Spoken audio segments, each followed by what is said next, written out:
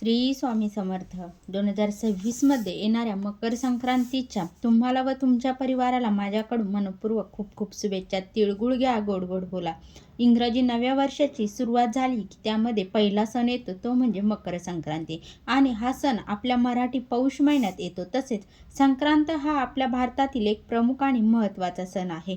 आजच्या व्हिडिओमध्ये मी तुम्हाला मकर संक्रांती 2026ची संपूर्ण माहिती सांगणार आहेत. यामध्ये संक्रांत कोणत्या रंगावर आली आहेत, संक्रांत कशावरून आली आहेत, संक्रांतीचे फल, पुण्यकाल, कोणकोणत्या वस्तू दान द्यायच्या आहेत, वर्ज्य कामे, अशी संपूर्ण माहिती या आजच्या व्हिडिओमध्ये मी तुम्हाला सविस्तर सांगणार आहेत. त्यासाठी हा व्हिडिओ शेवटपर्यंत पहा. चॅनलवरती नवीन असाल तर चॅनलला सबस्क्राईब करा आणि कमेंटमध्ये श्री स्वामी समर्थ अवश्य लिहा. चला तर मग व्हिडिओला सुरुवात करूया. 2026 या वर्षी बुधवार दिनांक 14 जानेवारी 2026 रोजी मकर संक्रांतीचा सण साजरा केला जाणार आहे. मकर संक्रांत या सणाचं आणखीन एक वैशिष्ट्य म्हणजे हा सण कायम 14 जानेवारीलाच येतो. 15 जानेवारीला संक्रांत येणं असं क्वचितच घडतं. मात्र नेहमी हा सण 14 जानेवारीला साजरा केला जातो.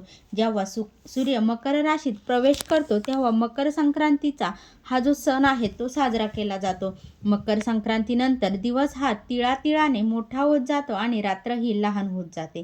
तर 2026मध्ये मकर संक्रांत बुधवारी 14 जानेवारीलाच आलेले आहेत. मकर संक्रांतीचे फल बुधवार दिनांक 14 जानेवारी 2026 रोजी दुपारी 3:13 सूर्य हा मकर राशीत प्रवेश करणार आहेत. तर या दिवशी षटतिला एकादशी देखील आहेत. संक्रांतीचा पुण्यकाल बुधवार दिनांक 14 जानेवारी 2026 रोजी दुपारी 3:13 ते संध्याकाळी 6:18 असणार आहे. तसेच महापुण्यकाळ हा 3:13 ते संध्याकाळी 5:04 असणार आहेत.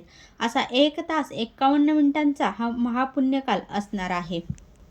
तसेच सूर्याचे मकर संक्रमण हे बालवकरणावर होत असल्याने वाहन वाघ असून उपवाहन घोडा आहेत. या संक्रांतीने पिवळे वस्त्र परिधान केलेले असून हातात शस्त्र गदा घेतलेले आहेत. केशराचा टिळा लावलेले आहेत. पदार्थ खीर हा आहेत. स्थिती बसलेली आहेत आणि पूर्वेकडून पश्चिमेस गमन करीत आहेत. व संक्रांतीचे फल, संक्रांतीने ज्या वस्तू परिधान केलेल्या आहेत त्या वस्तू महाग होतील. संक्रांत जेथून आलेले आहेत तेथील जनतेला सुख प्राप्त होईल.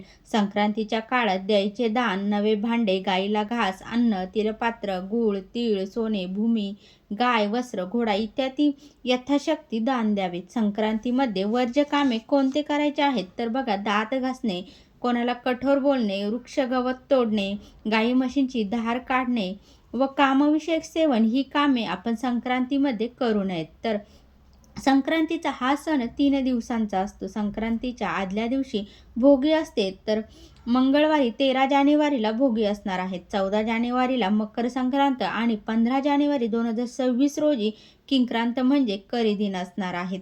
अशा प्रकारे 3 दिवसांचा वेगवेगळं असं महत्त्व आहेत आणि आपल्याकडे 3 दिवस अगदी छान आणि उत्साहाने मकर संक्रांतीचा हा जो सण आहे तो साजरा करतात.